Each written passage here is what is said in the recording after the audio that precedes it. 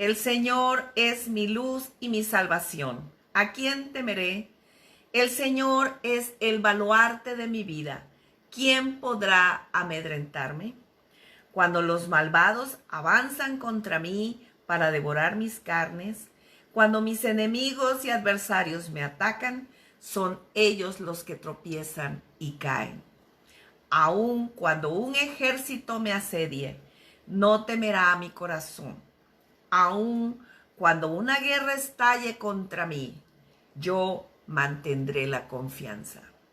Una sola cosa le pido al Señor y es lo único que persigo: habitar en la casa del Señor todos los días de mi vida, para contemplar la hermosura del Señor y recrearme en su templo. Porque en el día de la aflicción Él me resguardará en su morada. Al amparo de su tabernáculo me protegerá y me pondrá en alto sobre una roca. Me hará prevalecer frente a los enemigos que me rodean. En su templo ofreceré sacrificios de alabanza y cantaré salmos al Señor. Oye, Señor, mi voz cuando a ti clamo, compadécete de mí y respóndeme. El corazón me dice, busca su rostro, y yo, Señor, tu rostro busco. No te escondas de mí, no rechaces en tu enojo a este siervo tuyo, porque tú has sido mi ayuda. No me desampares ni me abandones, Dios de mi salvación. Aunque mi padre y mi madre me dejaran, aunque mi padre y mi madre me abandonen, el Señor me recibirá en sus brazos. Guíame, Señor, por tu camino. Dirígeme por la senda de rectitud por causa de los que me acechan. No me entregues al capricho de mis adversarios, pues contra mí se levantan falsos testigos que respiran violencia. Pero de una cosa estoy seguro: he de ver la bondad del Señor en esta tierra de los vivientes. Pon tu esperanza en el Señor. Ten valor, cobra ánimo. Pon tu esperanza en el Señor. Salmos 27, del 1 al 14. Amén. Amén, amén. Muy bien. Pues tenemos esta porción del libro de los Salmos, y como todos y cada uno de los salmos, esta porción corresponde a una expresión que es la oración del salmista, presentando delante del Señor una realidad interior de su alma, una realidad que refleja, por un lado, aflicción, por otro lado, confianza. Pensemos qué es lo que el salmista nos está revelando en esto que estamos leyendo aquí. En primer lugar, nos está revelando que experimenta una lucha que lo atemoriza. Vive una circunstancia de enfrentamiento, de persecución, de acoso, de temor que lo invade de repente. Observen las expresiones en cada uno de los versículos que hemos leído. En el versículo 1, ¿a quién temeré? ¿Quién podrá amedrentarme? En el versículo 2, cuando los malvados avanzan contra mí para devorar mis carnes, cuando mis enemigos y adversarios me atacan. Versículo 3, aun cuando un ejército me asedie, aun cuando una guerra estalle contra mí. En el versículo 5, el día de la aflicción. En el versículo 6, los enemigos que me rodean. En el versículo 9, no te escondas de mí, no me desampares ni me abandones. En el versículo 10, aunque mi padre y mi madre me abandonen. En el versículo 11, los que me acechan. En el versículo 12, no me entregues al capricho de mis adversarios. Contra mí se levantan testigos que respiran, falsos testigos que respiran violencia. Estamos encontrando un listado de fuentes de ansiedad que atemorizan el corazón del salmista. Preguntémonos, ¿esto que el salmista está expresando aquí es hipotético? ¿Es imaginario? ¿Se está imaginando? Porque es alguien que tiene un delirio de persecución, una compulsión obsesiva y vive atemorizado, huyendo, como si alguien lo persiguiera cuando en realidad nadie está detrás de él ni le importa a nadie. O en realidad se trata de alguien que verdaderamente está enfrentando este tipo de circunstancias atemorizantes y experimenta la ansiedad, la incertidumbre, el acoso como una realidad constante en su vida. Siendo David el autor de este salmo y conociendo la historia de David, sabemos que esto que describe es una realidad. Me pregunto si en algo de lo que hemos leído aquí, en alguna de las expresiones que acabo de compartir con ustedes, podríamos de alguna manera sentirnos identificados. ¿Soy yo esa persona de la que habla el salmista? ¿Yo he experimentado esto? ¿Me he preguntado alguna vez por qué tengo que tener miedo de esto o de esta persona o de esta circunstancia? ¿Por qué debo estar amedrentado ante esto? Hay personas malvadas verdaderamente que están caminando y me atemoriza verlos acercarse hacia mí como si fueran en algún momento a tragarme vivo. Hay enemigos alrededor de mí que yo sé que tienen sus ojos puestos sobre mí. Creo que hay temor de una guerra de repente. Una guerra que va a estallar en mi contra, como si todos de pronto se pusieran de acuerdo. He atravesado por el día de la aflicción. Hay enemigos que me rodean. Siento que de pronto Dios se escondió, ya no lo encuentro, ya no doy con Él. Hablo, clamo, oro y no siento que Dios esté allí. Temo haber caído en el desamparo de Dios, en el abandono. Mi padre y mi madre en algún momento he sentido que me dieron la espalda. He vivido la circunstancia de sentirme abandonado o rechazado. Hay quien me acecha, quien está vigilando mis pasos. Tengo temor de que en algún momento sea yo entregado a la voluntad caprichosa de los que me buscan para hacerme daño. Hay quien está diciendo falso testimonio en mi contra y eso me atemoriza. Tal vez algunas y no todas de estas cosas que enumera este listado de realidades atemorizantes que vive el salmista pudieran de alguna manera sernos familiares. Familiares en el sentido de que hemos estado cerca de vivirlas o hemos pasado por allí en algún momento, tal vez hemos podido sentir un poco de esto que el salmista expresa. Pero tal vez no tanto, tal vez no suficiente. Tal vez no ha sido tan severo, o tal vez sí, no sé, quizá no hemos estado plenamente conscientes de la gravedad de la circunstancia y de todas maneras no tuvimos oportunidad de experimentar un terror tan profundo. Pero las realidades atemorizantes son una constante en nuestra naturaleza humana. Nos atemoriza aquello que escapa a nuestra capacidad de control. Nos atemoriza aquello que escapa a nuestra influencia, a nuestro poder para resolver, a nuestra capacidad para ponerle un alto.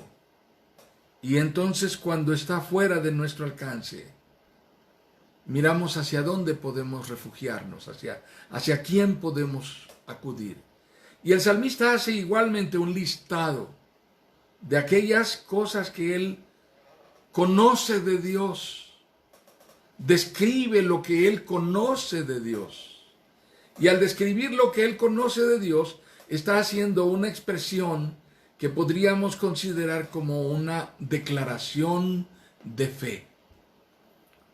Hermanas, declarar nuestra fe en momentos críticos es un acto que nos comunica certidumbre. El salmista comienza diciendo en el versículo 1, el Señor es mi luz y mi salvación. Eso es una declaración de fe.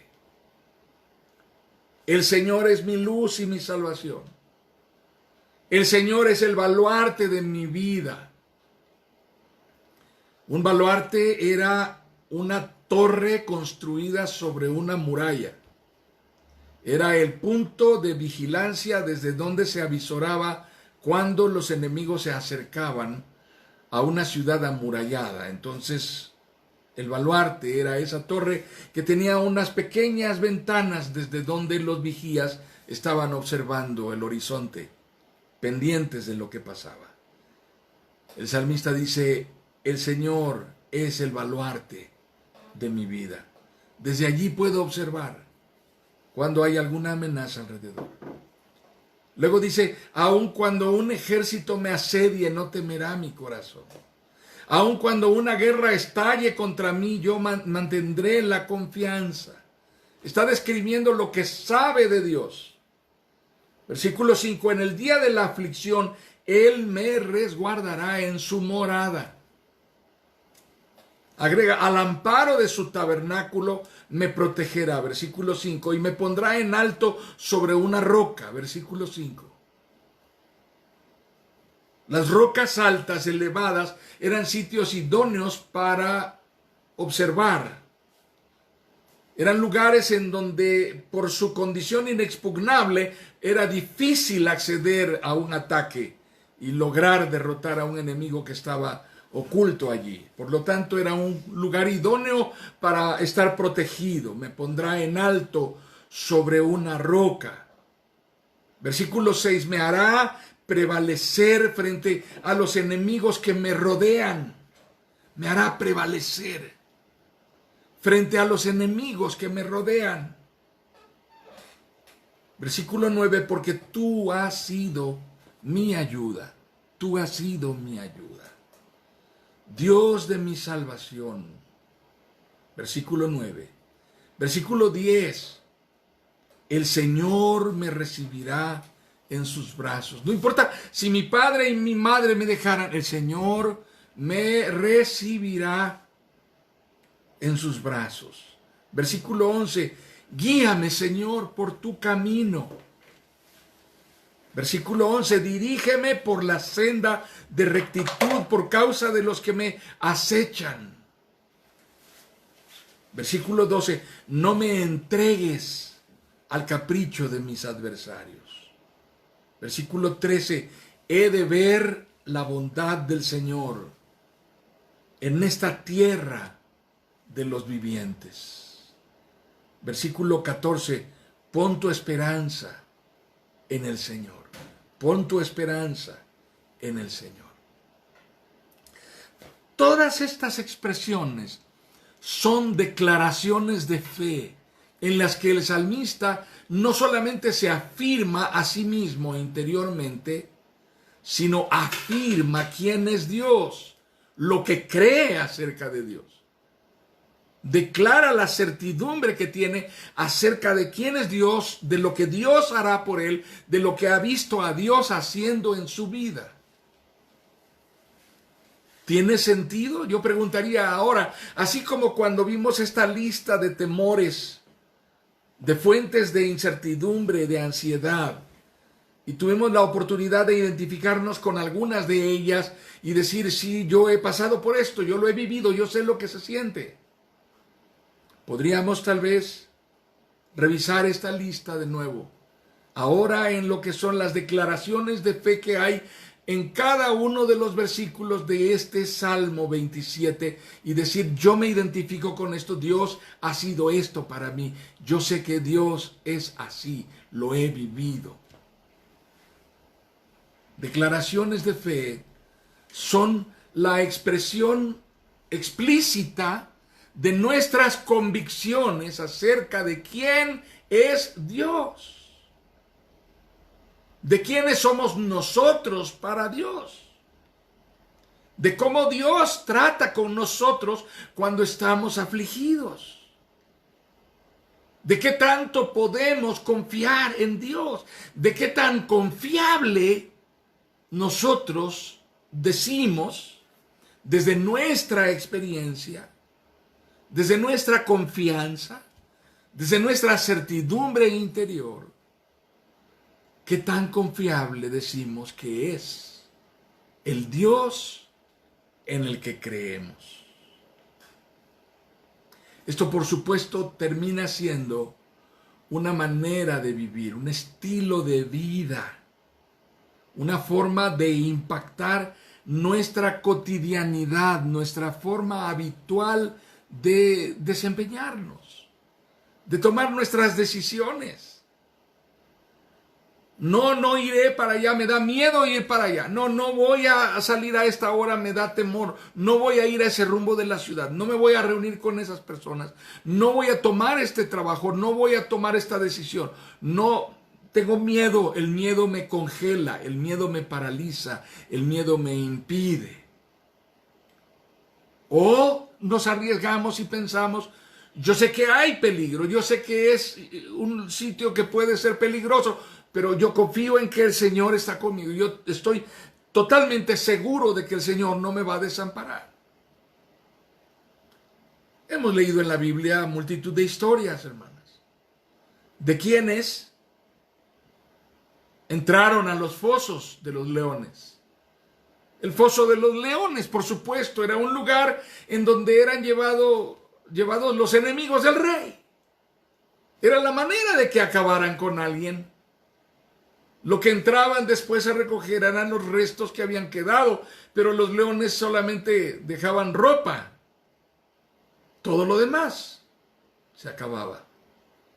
Huesos. A veces ni siquiera eso. ¿Quiénes entraron al horno de fuego? Así que eran lugares en donde la vida estaba en riesgo. Y sin embargo, una certidumbre interior puede ayudarnos a pensar de una manera diferente acerca de la realidad que nos atemoriza. Realidades atemorizantes, entonces, no son la última definición de nuestra vida. Circunstancias que significan incertidumbre no son la última definición de lo que Dios tiene determinado para nosotros. Cualquiera que sea la circunstancia, aún una pandemia global, una circunstancia que ha invadido al mundo entero. Decir pandemia ya involucra la globalidad de esto. Aún eso, ¿cómo enfrentarlo desde una perspectiva de fe, de certidumbre interior acerca de quién es el Dios en el cual confiamos? Estamos conscientes de que puede pasar lo peor. Es real. Puede pasar lo peor. Sin embargo, aun cuando estuviéramos al borde de que sucediera lo peor, si nuestra confianza es inamovible y está puesta en un Dios que es soberanamente bueno, fiel y misericordioso, la pregunta es, ¿debiéramos confiar o debiéramos conservar el temor como un patrimonio que no queremos soltar? Quiero seguir temiendo. Quiero seguir teniendo miedo de esto. Quiero seguir con pánico adentro circulándome por las venas porque me comunica, me infunde adrenalina suficiente para poder continuar adelante.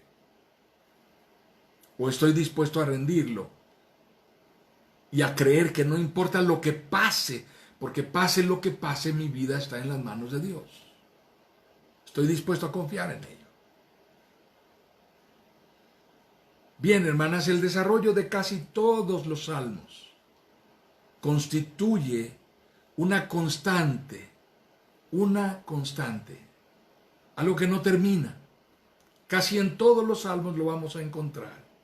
Es una constante en algo así como un trayecto corto, un camino corto entre el temor y la ansiedad que caracterizan al género humano y la certidumbre y la confianza, la seguridad, el amparo, la protección y la providencia fieles de Dios que caracterizan a los hijos de Dios.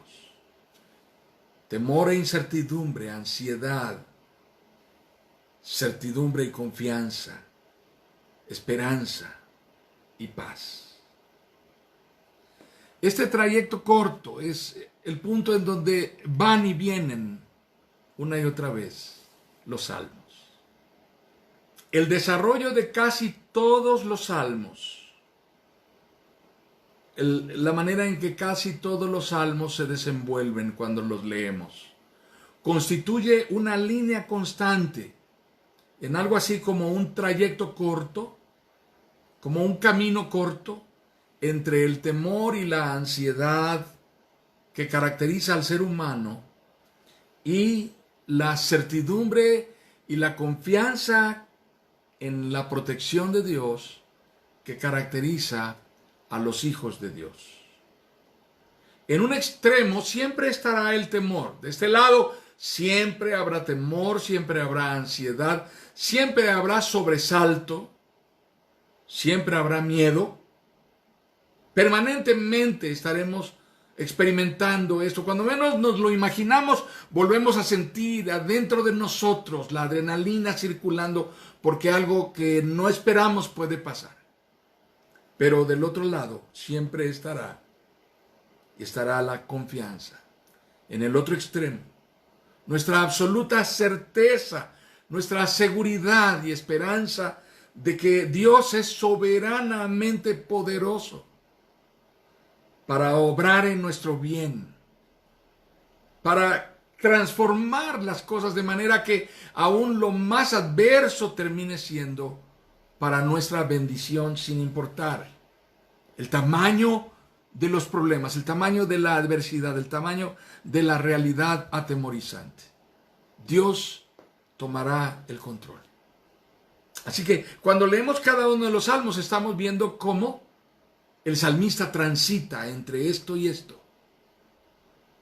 Y el punto, hermanas, no es encontrar, y esto es algo que debemos descubrir, no solamente en el Salmo 27, sino descubrir en cualquiera de los salmos y en aquellas porciones de la Biblia que nos están hablando de quién es el Dios con el que tratamos. El punto no es encontrar un equilibrio y mantenernos en medio entre la angustia que nos congela y la confianza que nos devuelve la respiración. Sino el punto es que abandonemos ese punto de equilibrio, de confort en el que habitualmente vivimos y nos vayamos definitivamente, nos traslademos definitivamente al terreno de la esperanza como nuestro camino, nuestra manera de caminar. Abandonar el punto de equilibrio que parece ser más seguro que ningún otro lugar. En lugar de estar en el temor permanente, mejor me quedo aquí, ni tanto que queme al santo, ni tanto que no lo alumbre. No, dejemos eso y vayamos al punto en donde Dios constantemente nos comunica que Él tiene el control y que nosotros estamos confiados en que Él es Dios, Yo no soy Dios. Él es Dios. Él es soberano. Él es omnipotente. Él es bueno. Él es fiel. Él es veraz. Así que cuando leemos los salmos debiéramos tener puestos estos anteojos todo el tiempo. Como creyentes en Jesucristo, debemos leer los salmos con una expectación profunda, con un anhelo profundo de certidumbre y esperanza. Es común que creyentes lean los salmos refugiándose en lo que dice que es doloroso. Y entonces me encanta leer los salmos porque lo que a mí me da miedo, también le da miedo al salmista. Mira qué lindo, qué hermoso, me siento identificado con esto, somos un par de miedosos. Pero en realidad lo que Dios quiere no es que nos identifiquemos con el miedo del salmista y nos quedemos estacionados allí, sino que vayamos allí y encontremos la declaración de fe que el salmista reiterativamente hace de manera perseverante. Porque cada vez el salmista declara quién es Dios y lo que Dios está haciendo. Lo que Dios es poderoso para hacer. Y entonces aprendemos a descansar en la misericordia y en la providencia de el Dios en el cual está puesta nuestra confianza. El Dios bueno, el Dios misericordioso, el Dios fiel. Muy bien, quiero dejar aquí este momento que es nuestra reflexión sobre el Salmo 27. No es lo único que diremos acerca del Salmo 27. Esto es lo que estaremos compartiendo hoy. Aún hay más que tenemos que hablar, pero quiero hacer una pequeña introducción de lo que en doctrina cristiana, en teología, se llama escatología. Es una palabra que suena raro, no nos espantemos, no significa una cosa complicada. La palabra escatología es el estudio del escatón, y escatón es una palabra griega que significa posteridad, lo postrero. Entonces la escatología es el estudio de lo posterior. Dicho de otra manera, la escatología es el estudio de lo último, de lo que va a pasar al final. Así que yo quiero compartir con ustedes algunas ideas de esto para que tengamos una definición más clara. ¿Por qué es pertinente? Porque la escatología nos ayuda a entender lo que significa ese tránsito en el cual nosotros estamos, estar inmersos en la realidad entre la agonía de la cotidianidad que demanda nuestra atención y nos atemoriza, y la plena y absoluta certidumbre de que Dios tiene una promesa para nosotros. Ese es nuestro trayecto. Eso es lo que estamos viviendo. Esta es nuestra experiencia. Entonces, el término escatología es una palabra griega que significa el estudio de lo postrero o de lo posterior o de lo último. ¿Cuál es la definición? La escatología es la doctrina que estudia las últimas cosas que habrán de suceder de acuerdo a las escrituras, de acuerdo a lo que está escrito en la palabra de Dios. Por ejemplo, responderá preguntas muy específicas. ¿Cuáles preguntas? Una de ellas, ¿cuál es la finalidad? ¿O cuál es el destino que Dios ha determinado para la persona, para el individuo? ¿Cuál es la finalidad o el destino determinado por Dios para el individuo? ¿Dice algo la Biblia acerca de esto? ¿Está escrito en la palabra? ¿Debemos leer en la palabra algo que nos oriente, nos informe acerca de qué va a pasar con nosotros al final de cuentas? ¿Tiene esto algo que ver con lo que creemos ahora? ¿Con nuestra convicción acerca de lo que es el trato de Dios y el final hacia donde nos lleva el trato de Dios? ¿Tiene algo que ver o no tiene nada que ver? Otro asunto que la escatología atiende es ¿Cuál es la meta hacia la cual se mueve el género humano? ¿Qué va a pasar con la humanidad?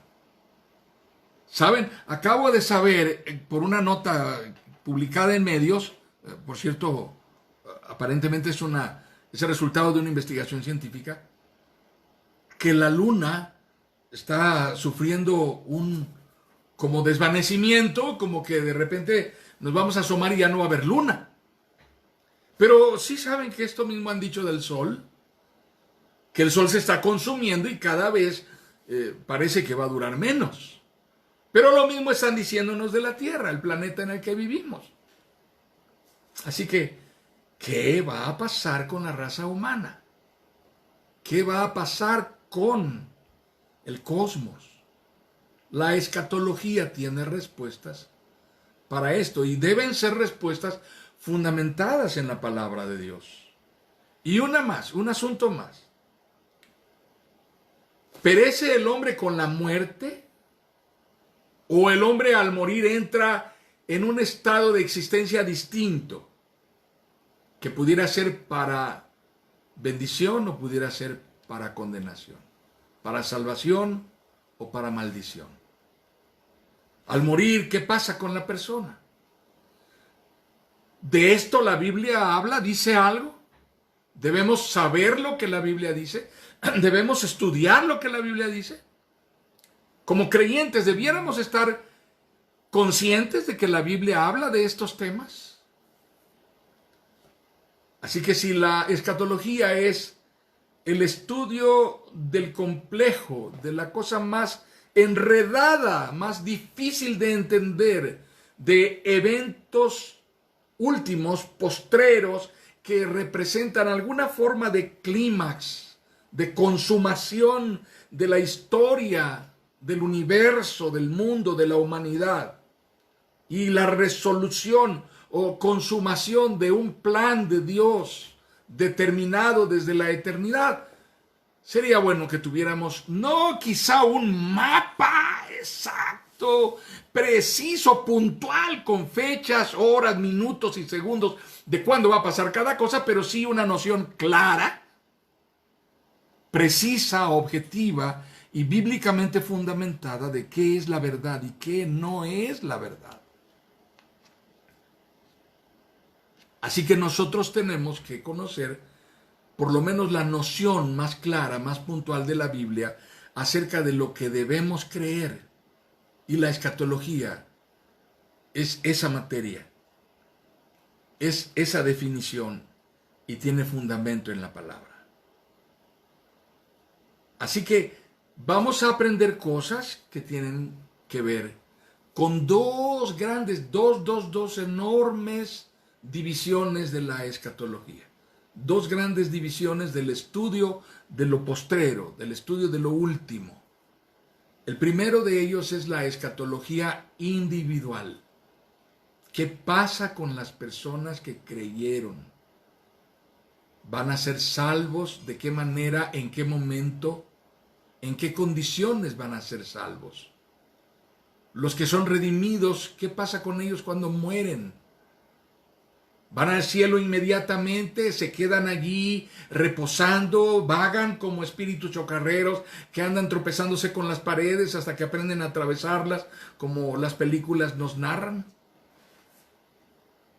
¿O tienen ansiedad y andan errantes por allí hasta que alguien les cumple con alguna manda o algún antojo y les ponen allí el molito, los que querían el día 2 de noviembre y ya que se los comen, se van en paz? O definitivamente una vez que mueren, van a la presencia de Dios. ¿Qué pasa con ellos? Y después de eso, ¿cuándo será la resurrección? ¿Cómo será la resurrección? ¿Qué pasa, por ejemplo, con las personas que mueren y piden que los cremen y que las cenizas vayan y las dispersen por toda la sierra del estado de Guerrero, de donde ven las personas? Quiero que en una avioneta esparzan mi ceniza. El día de la resurrección, tantísimo polvito levantándose. ¿Cómo va a ser eso? Nos rompemos la cabeza con temas como estos. ¿Han oído personas preguntándose esas cosas?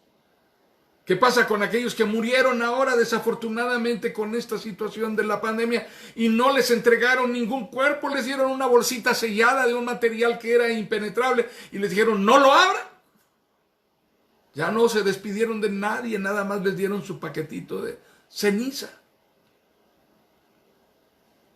¿Tenemos respuesta para eso en la palabra de Dios? Sí, algunos de estos aspectos son aspectos de escatología. Otros son aspectos de ética. Y algunos de los aspectos de ética son explícitamente establecidos en la palabra. Quiere decir, la Biblia nos da indicaciones concretas de qué hacer con alguien o qué hacer con la situación. Pero hay otras cosas en las cuales no tenemos una específica y puntual indicación en la Biblia respecto de qué hacer. Y ahora mismo contesto la pregunta de la ceniza. No hay un solo texto de la Biblia que prohíba, como tampoco apruebe, la cremación. Así que es un asunto que queda para una decisión de responsabilidad ética de la persona. Cada quien decide lo que quiere que suceda. Pero por supuesto no tienen por qué afligirse si optan por la cremación con sus restos. ¿De qué va a pasar el día de la resurrección? Ese ya no es problema de ustedes, es problema de Dios. Y Dios es soberanamente omnipotente para recoger de donde estén los restos de quien sea. Así que no se preocupen por eso. No sé si pondrá ángeles a barrer, no tengo la menor idea. Esa es una respuesta que no tengo. Pero de que habrá resurrección, aún para los que fueron dispersados por los océanos, habrá resurrección. Y seremos levantados en Cristo si creímos en Él. Muy bien, esa es la escatología individual. La otra parte, la otra gran división de la escatología es la escatología general, que habla de el fin de los tiempos, el reinado de Cristo, su estado de glorificación eterna y en la presencia de Él, cada uno de los redimidos. ¿Y qué será de los condenados? De los malditos que no creyeron en Él. ¿Qué será de aquellos que no fueron redimidos? ¿Cuándo sucederá eso? ¿Cómo sucederá eso? Eso es escatología general. Y la Biblia también nos habla de eso. Y entre otras cosas nos habla del retorno de nuestro Señor Jesucristo. Y nos ayuda a saber que no necesitamos tener una agenda autorizada de parte de Dios que nos diga cuándo va a pasar esto. Porque el solo hecho de saber que Dios ha determinado todas estas cosas y tiene el control absoluto sobre todas ellas y con absoluta confianza en las palabras de Jesús que dijo que del día y de la hora nadie absolutamente sabe nada, ni siquiera el Hijo, sino solo el Padre y aquel a quien Él quiera revelárselo. Nosotros debemos vivir confiados y absolutamente tranquilos, serenos, de que Dios tiene un plan cumpliéndose para sus redimidos y la salvación será consumada para la gloria de Cristo y para nuestra bienaventuranza eterna. Así que, amadas hermanas, tengamos paz. Espero que este resumen de escatología haya sido útil, pero no hemos terminado. Solamente di una brevísima introducción. Cada día viernes estaremos aumentando, agregando, adicionando nueva enseñanza sobre el tema de escatología, pero basados y a partir de lo que estamos leyendo en el Salmo 27, como un entorno de confianza.